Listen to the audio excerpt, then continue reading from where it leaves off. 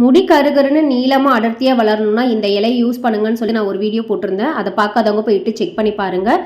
அந்த ஆயில் எப்படி ப்ரிப்பேர் பண்ணணும்னு சொல்லியிருக்கேன், நீங்கள் யூஸ் பண்ணி பார்க்கலாம்.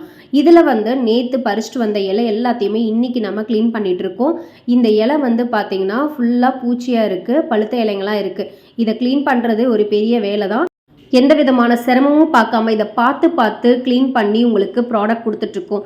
இதில் herbal hair oil, hair dye, hair pack எல்லாமே நம்ம ரெடி பண்ணி கொடுத்துட்ருக்கோம். தேவைப்படுறவங்க ஸ்க்ரீனில் தெரிய நம்பரை காண்டாக்ட் பண்ணி ஆர்டர் ப்ளேஸ் பண்ணிக்கோங்க. இந்த இலையை நல்லா க்ளீன் பண்ணி முடிச்சதுக்கப்புறமா இதை வெயிலில் காய வைக்காதீங்க. வீட்டில் நிழல்லையே ஒரு நல்ல துணி விரிச்சிட்டு காய வச்சுக்கோங்க. இதில் இருக்கக்கூடிய அந்த ஈரப்பதம் எல்லாம் சுத்தமாக ட்ரை ஆனதுக்கப்புறமா நீங்கள் இந்த இலையை ஸ்டோர் பண்ணி வச்சுக்கலாம். இதை பவுடராகவோ இல்லைனா நார்மலாக இலையவோ நீங்கள் ஸ்டோர் பண்ணிட்டீங்கன்னா எப்போல்லாம் herbal hair oil, hair pack, இந்த மாதிரி ஹெர்பல் ஹேர் டைலாம் யூஸ் பண்ணுறீங்கன்னா அதில் நீங்கள் போட்டு மிக்ஸ் பண்ணிக்கலாம். நல்லா ஹேர் கருகருன்னு வளரும். அது மட்டும் இல்லாமல் இளநரை இருந்துச்சுன்னா அதெல்லாம் கிளியர் பண்ணி ஹேரை ரூட்டில் இருந்து ஸ்ட்ரென்தன் பண்ணி நல்லா ஸ்ட்ராங்காக வளர வைக்கிறதுக்கு இந்த கரும்புல ஹெல்ப் பண்ணுது.